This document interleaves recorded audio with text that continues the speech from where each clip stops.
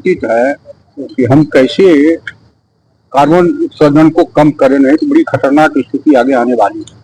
तो अभी power sector में ही सबसे ज्यादा कार्बन उत्सर्जन होता है, इसलिए कि कोयला से बिजली पैदा होता है।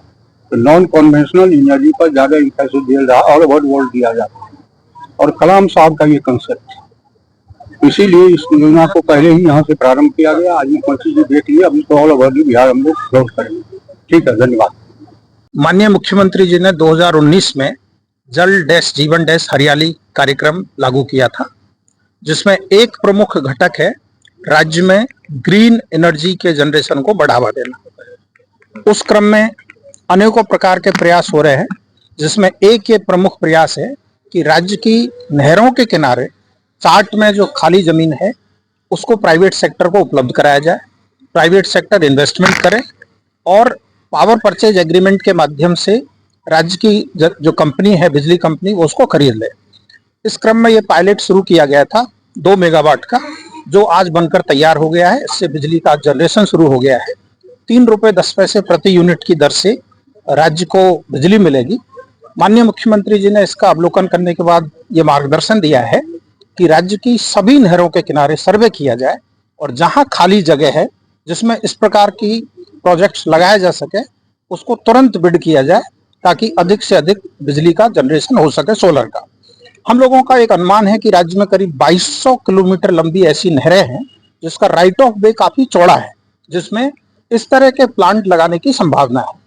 15 दिन के अंदर सर्वेक्षण पूर्ण होगा और अगले 1 महीने के अंदर लगभग 500 मेगावाट के अतिरिक्त बिड एनआईटी प्लॉट कर दी जाएगी। आज मुख्यमंत्री ने निरीक्षण किया सर, क्या कुछ निर्देश दिया?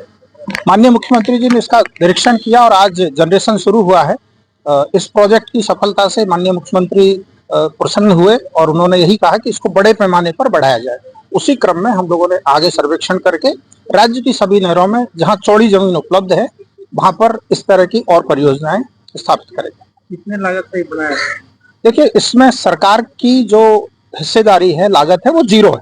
सरकार ने अपनी भूमि उपलब्ध कराई है।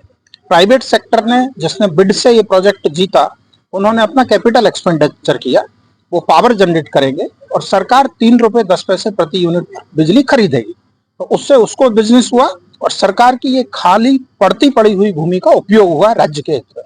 तो हम लोग जो अभी बिजली खरीदते हैं 5 रुपए 65 पैसे प्रति यूनिट, अब 3.10 से यदि बिजली मिलेगी तो वो जो 2 रुपए 55 पैसे की शुद्ध बचत हुई, वो सरकार को बचत हुई। तो उस दृष्टिकोण से राज्य में सोलर एनर्जी का जनरेशन बढ़ाने पर पूरा जोर है। कैनाल के अलोंग अभी वाटर बॉडीज के ऊपर स्ट्रक्चर लगा करके प्लस फ्लोटिंग सोलर और बड़े पैमाने पर अन्य परियोजनाएं, और सोलर के साथ साथ हम लोग स्टोरेज पर भी पूरा ध्यान दे रहे हैं। अपने राज्य में अभी करीब 8000 मेगावाट बिजली की जरूरत पड़ती है।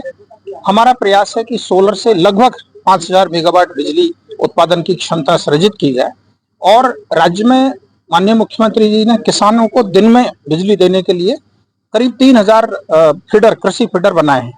उन फीडर में दिन में ही बिजली हो, इसके लिए हर फीडर को सोलराइज किया जा रहा है। अब तक हम लोगों ने करीब 300 मेगावाट के बिड्स रिसीव कर लिए हैं और अगला फेज 3 चल रहा है जिसमें 1200 मेगावाट के बिड्स आएंगे। आशा है कि अगले 1 साल के अंदर सारे फीडर्स में सोलर से बिजली जाएगी और दिन में वो किसानों को चली जाएगी।